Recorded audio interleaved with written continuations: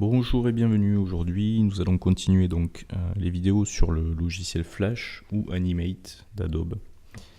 Et on va parler de quelque chose de très important, c'est la notion de symbole. La notion de symbole dans Animate qui va nous permettre de mettre en place des animations beaucoup plus complexes que si on travaillait directement sur la scène, sur la séquence avec Calc et Timeline. Donc on va pouvoir de cette manière-là imbriquer des animations à l'intérieur d'animations en fait. Donc le logiciel est ouvert, j'ai créé un nouveau document de 400 pixels de large sur 300 de haut et toujours sur un framerate de 24 images secondes. Donc les symboles, on en a 3 différents qui existent.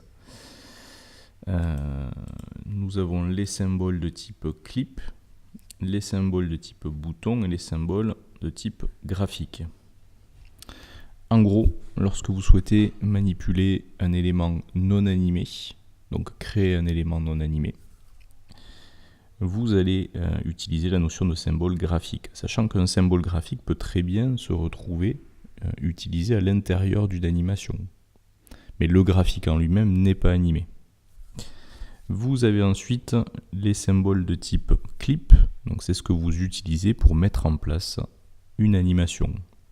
Donc c'est-à-dire des interpolations ou du image par image ou interpolation de mouvement, de forme, en plus des interpolations classiques donc. Et vous avez ensuite les symboles de type bouton, c'est ce qui permettra à l'utilisateur d'interagir avec l'animation. En cliquant sur un bouton, il peut par exemple rejouer une animation terminée ou stopper une animation en cours. Donc voilà la notion de bouton, et vous verrez on a des états possibles pour ce bouton, hein, le survol, le clic, le bouton même transparent pour créer des zones cliquables. Donc c'est assez intéressant. Et donc à l'intérieur d'un symbole de type clip, on peut très bien solliciter un symbole bouton, voire plusieurs symboles boutons et également des symboles graphiques. C'est tout à fait possible. Alors pour illustrer cette notion de symbole, on va partir sur une animation de cette voiturette. En gros, on va tout simplement faire tourner les roues de cette voiture, de la même manière que la voiture va avoir des petits soubresauts, et cet élément graphique va traverser l'écran, donc traverser la séquence en fait, sur, allez, on va dire 2 ou 3 secondes de durée. Donc pour mettre en place cette animation, il faut essayer de la décomposer. Alors déjà, on aura l'animation de la voiture globale donc qui va traverser la séquence. Donc ça veut dire qu'on aura forcément à poser sur notre scène un symbole de type clip qui va gérer le déplacement de la voiture, c'est-à-dire son mouvement sur toute la largeur de la scène. Mais à l'intérieur de ce clip qui voit se déplacer la voiture, donc on aura une interpolation classique sur la voiture, on aura également d'autres symboles clip incorporés dans ce premier clip. Pourquoi ? Parce que tout simplement les roues de la voiture vont tourner. Donc chaque roue qui tourne est elle-même un élément, un symbole de type clip, mais imbriqué à l'intérieur du clip de la voiture qui se déplace. Et on peut dire également que les roues en elles-mêmes sont des éléments graphiques qui ont été incorporés du coup dans ce clip roue qui tourne. Donc voilà, il faut arriver à décomposer un minimum les choses pour reconstituer plus facilement l'animation dans Flash. Donc là déjà j'ai cet élément graphique là. Ce que je vais commencer par faire, c'est sélectionner les roues et les détacher tout simplement du véhicule et les mettre sur un document à part. Donc pour ça, je vais sélectionner les roues et les détacher du véhicule.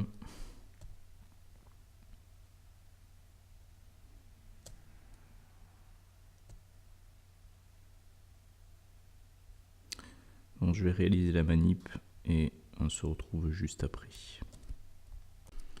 Donc j'ai détaché les roues du véhicule, donc, comme vous pouvez le constater. Hop. Et plutôt que de mettre ça sur des documents différents, je vais tout laisser sur un seul et même document Photoshop et vous allez voir qu'on peut importer ça derrière dans Animate et qui récupère les différents calques de la composition Photoshop. Donc je vais enregistrer ça et on va appeler ça voiture.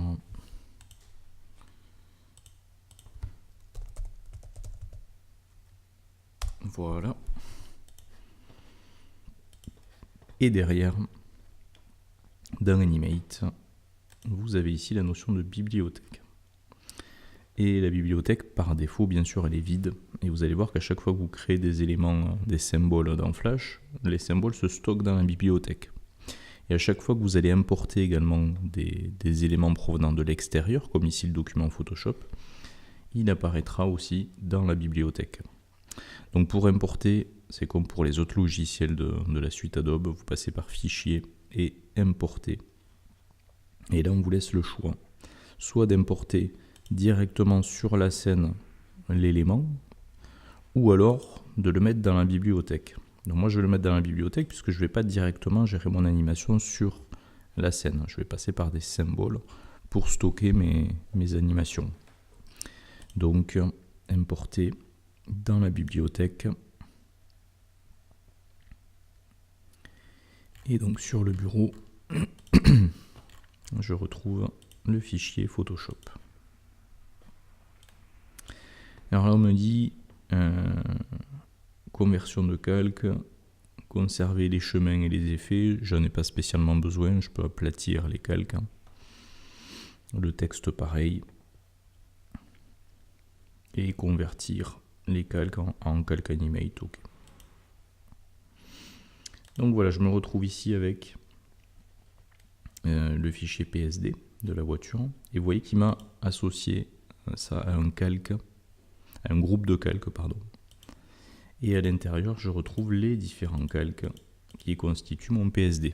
Donc je vais pouvoir comme ça travailler sur la roue, travailler sur les éléments distincts, distinctement. Donc je vous disais, la première étape, c'est de définir les éléments, on va dire graphiques, qui vont être sollicités sur les différentes animations, sur les différents symboles de type clip. Alors on n'est pas obligé de le faire dans la mesure où ici on a des calques.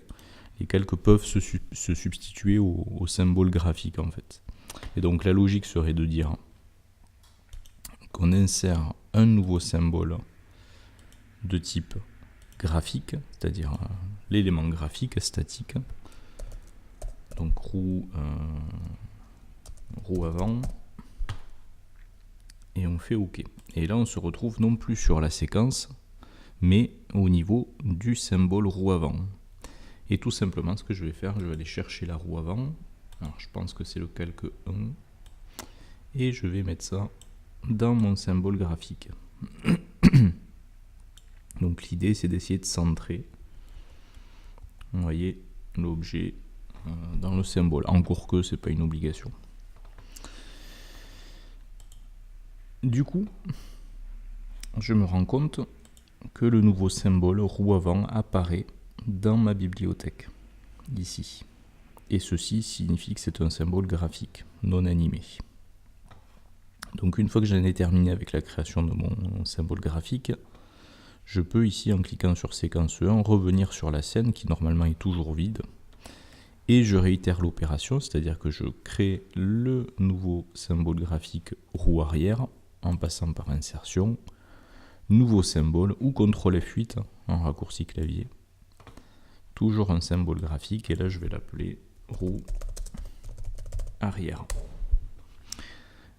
Et même chose que tout à l'heure, je vais aller chercher l'élément qui correspond, c'est le calque 2 et je vais mettre ça ici. Et je reviens sur ma scène. Donc j'ai bien roue arrière, roue avant en termes de symbole graphique, ce qui fait que derrière je vais pouvoir créer mes clips roue avant qui tourne et roue arrière qui tourne, qui vont donc solliciter ces symboles graphiques. Donc, pour gérer l'animation de la roue avant qui tourne, ce qu'on va faire, on va passer à nouveau par l'insertion de nouveaux symboles. Mais cette fois-ci, ce ne sera plus un symbole graphique, mais donc un symbole de type clip, puisqu'il contiendra une animation, contiendra une interpolation. On va appeler ça donc roue avant tourne. Alors là, vous avez vu, peu importe l'écriture au niveau du nom, il n'y a pas de restriction particulière. Donc, au passage, mon symbole clip se crée. Voilà l'icône rattachée à la notion de clip. Une portion, on va dire, de roue crantée. Et donc, qu'est-ce que je vais faire à l'intérieur? Je vais solliciter la roue avant, que je vais donc placer à l'intérieur de mon anime.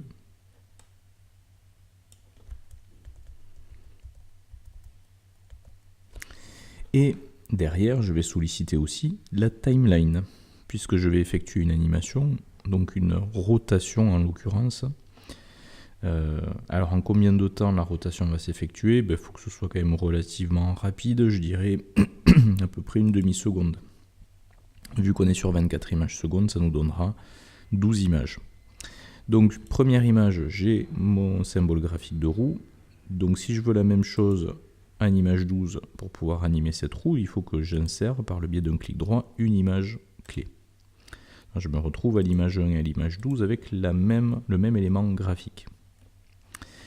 Et pour faire tourner la roue, il suffit de créer une interpolation classique et de préciser derrière dans les propriétés de l'interpolation qu'on crée une rotation. Donc là, la voiture elle va aller vers la gauche en fait, puisque l'avant de la voiture est ici. Donc c'est-à-dire que la roue elle va tourner dans ce sens, c'est-à-dire dans le sens contraire des aiguilles d'une montre, c'est-à-dire vers la gauche. Et je vais lui donner juste une rotation. Après, ce clip se jouera en boucle. C'est la particularité des clips. Si on ne leur indique pas de s'arrêter sur une image donnée, il se joue en continu. Et là, c'est ce qu'il nous faut. Voilà. Donc on a une rotation en une demi-seconde. Voilà pour ce clip roue qui tourne. Donc j'ai terminé de travailler le clip. Je reviens donc sur ma séquence qui normalement est toujours vide. Et je vais m'occuper maintenant de faire le clip roue arrière qui tourne. Donc j'insère un nouveau symbole que je vais nommer roue arrière tourne et qui sera de type clip. Donc je vais solliciter là la roue arrière, le symbole graphique roue arrière. Donc je le fais glisser dans mon clip roue arrière tourne. Et une fois que c'est fait, comme pour tout à l'heure, sur 12 images, donc j'insère une image clé à l'image 12. Je crée une interpolation classique et au milieu de l'interpolation, donc propriété, et j'applique une rotation donc vers la gauche. Voilà, même chose que pour la roue avant. Je reviens sur la séquence qui est toujours vide, donc j'ai bien maintenant mon clip roue avant qui tourne et roue arrière qui tourne.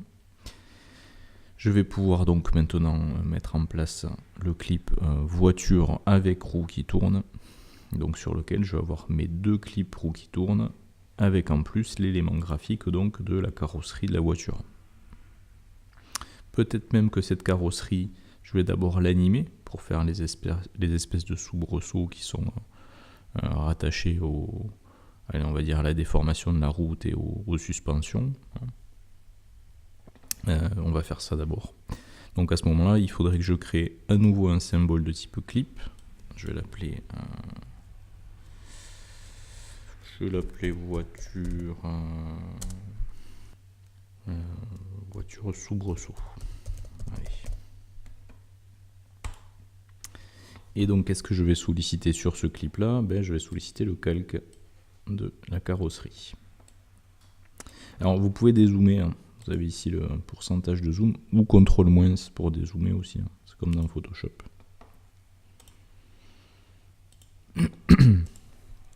Et je vais donc générer une petite anime qui va faire donc un soubresaut, un petit mouvement sur la voiture. Alors pour commencer déjà, vu que je pense que l'animation va se faire par rapport au bas du véhicule, ce que vous pouvez faire c'est prendre l'outil transformation et déplacer donc l'origine de la transformation ici en bas. Ensuite, en combien de temps je veux que ces petits mouvements se fassent? On va dire que le premier mouvement, on va le faire très rapidement en 4 images. Donc j'insère une image clé ici. Je crée ensuite l'interpolation classique entre les deux. Et pour ma 4e image, je vais donc déplacer un petit peu vers le haut le véhicule.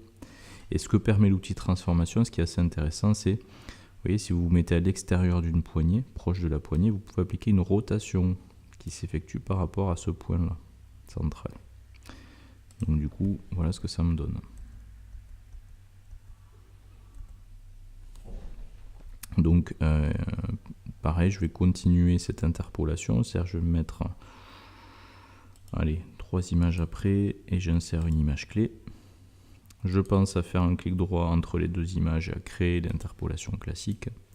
Et ensuite, donc pour ma dernière étape, je vais refaire hop, un petit mouvement vers le bas en faisant descendre le véhicule. Donc voilà ce que ça me fait. Alors peut-être que là d'ailleurs je vais pas le faire descendre aussi bas. Je vais le remettre droit. Donc ça se jouera en boucle. C'est un peu violent quand même. J'aurais pu laisser ça là, remonter ça. Et 3 images après, réinsérer une image clé avec une interpolation. Et donc remettre le véhicule droit peut-être. Peut-être plus crédible.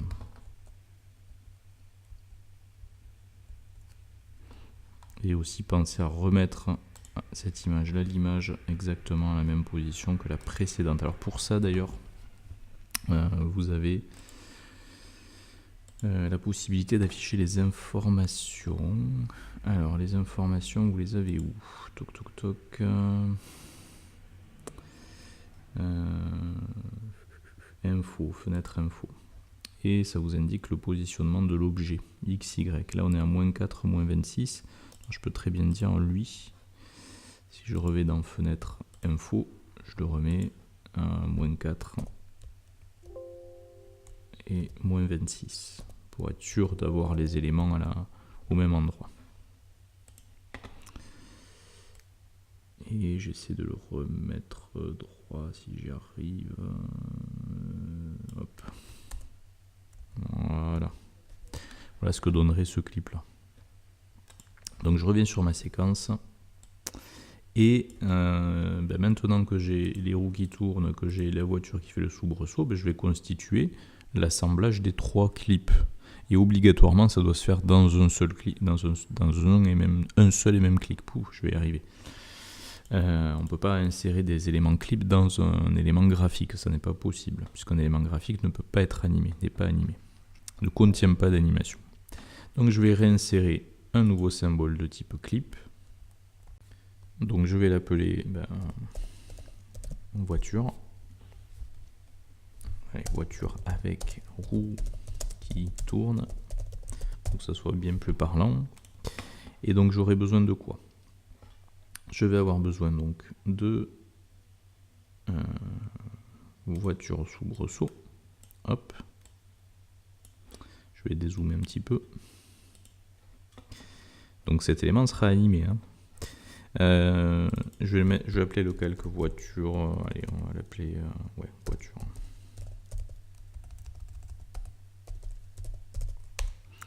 Je vais quand même dissocier les roues. Je vais mettre ça sur un calque à part. Et je mets le calque sous le calque de la voiture pour qu'on ait vraiment l'impression, si les roues sont amenées à toucher la carrosserie, qu'elles soient bien derrière la carrosserie et pas par devant.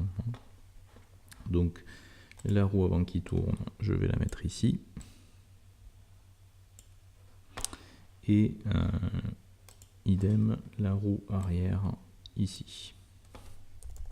pouvez utiliser les flèches pour caler vos objets. Alors si vous voyez la voiture vous gêne, parce que quelque part le clip voiture il est quand même assez grand, il empiète sur les roues, vous pouvez très bien verrouiller le calque. Et là comme ça vous ne travaillez plus que sur le calque des roues, vous n'êtes pas gêné pour la sélection. Non. Donc voilà, j'ai mon clip voiture avec roue qui tourne. C'est très bien, mais sur ma séquence, je n'ai toujours rien, ce qui fait que si je prévisualise en faisant CTRL entrée, j'ai une animation vide. Rien qui se passe. D'ailleurs, il me dit les numéros commencent à 0 au lieu de 1 ou machin. Bon, bref. Ah, faut dire aussi que je me suis trompé de type de document. Je suis parti sur Canva alors qu'il fallait que je parte sur du format, du format SWF. Donc je vais faire le changement et je reviens juste après pour continuer la vidéo. Donc voilà, me voilà bien sur un document Flash et pas à Canva. Donc si je prévisualise, j'ai une animation qui est vide, qui est blanche. Donc tout simplement pour voir apparaître ce qu'on vient de faire, on peut très bien prendre donc le clip ici de la bibliothèque, voiture avec roue qui tourne, et le faire glisser donc sur ma séquence. Alors là on constate que le véhicule est bien trop grand par rapport à la taille de la scène, donc on est toujours à temps avec l'outil donc transformation. Hop. Alors, est-ce qu'il veut me le transformer? Voilà. De réduire la taille du véhicule. Ou alors vous passez par le fenêtre et info, la palette, et vous pouvez redimensionner ici largeur et hauteur. Donc voilà, on va mettre ça au centre, ce qui fait que si on compile maintenant, voilà, on se rend compte de la petite animation que ça génère. Donc les roues tournent bien et on a en plus le soubresaut effectivement du véhicule. Donc malgré tout, cet élément-là ne se déplace pas en réalité. Donc il faut que je crée maintenant le symbole voiture qui se déplace. Et ce clip-là va solliciter donc le clip qu'on a précédemment créé, c'est-à-dire voiture avec roue qui tourne, et lui appliquer une interpolation classique ou de mouvement. Donc je prends ce clip voiture avec roue qui tourne et je vais le caler peu importe, par exemple ici, et je vais lui appliquer donc un mouvement par le biais de la timeline. Mais le problème c'est que je ne vois plus les limites de ma séquence parce que je ne suis pas sur la séquence, je suis dans le clip voiture qui se déplace. Donc je ne sais pas à quel moment il faut que je stoppe la voiture. Donc ça c'est un gros problème quand on travaille à l'intérieur des clips. Donc j'ai mon clip voiture qui se déplace, je ne sais pas où stopper l'animation, à quel endroit la voiture va s'arrêter. Donc ce que vous pouvez faire à ce moment-là, c'est revenir sur la séquence, caler votre clip, donc ici en l'occurrence voiture qui se déplace, sur votre séquence, en profiter d'ailleurs pour redimensionner ce clip qui est bien trop imposant. Hein.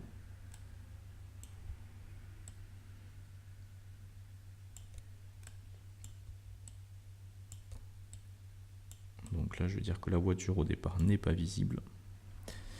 Et ensuite, une fois que vous avez fait cette manip, vous pouvez, en étant sur la séquence, donc double-cliquer sur ce clip, ce qui va vous permettre de rentrer à l'intérieur du clip en mode édition. Donc vous voyez que je suis bien maintenant à l'intérieur du clip voiture qui se déplace, puisque ce que vous avez ici, c'est l'équivalent d'un fil d'Ariane en fait. Donc ça veut dire que maintenant, je peux constituer mon animation, je suis bien dans le clip, et je sais à quel niveau je pourrais stopper l'animation. Donc on va dire que le déplacement se fait en une demi-seconde. Allez, un peu plus, en 14 images. Donc image 14, j'insère une image clé.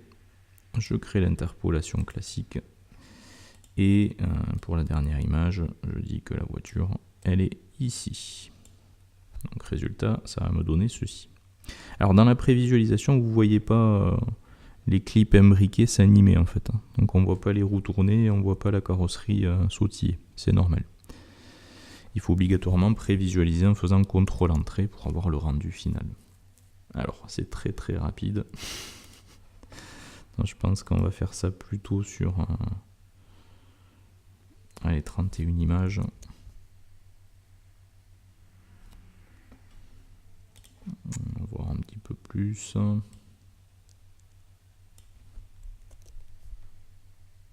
Voilà. Vous avez bien l'animation qui se crée. Et vous constatez que cette animation, elle se joue en boucle. Et ce qu'on va faire sur le prochain tutoriel, c'est voir de quelle manière on pourra intégrer un symbole de type bouton qui me permettra au clic sur ce bouton d'arrêter tout simplement l'animation. A très bientôt pour une nouvelle vidéo.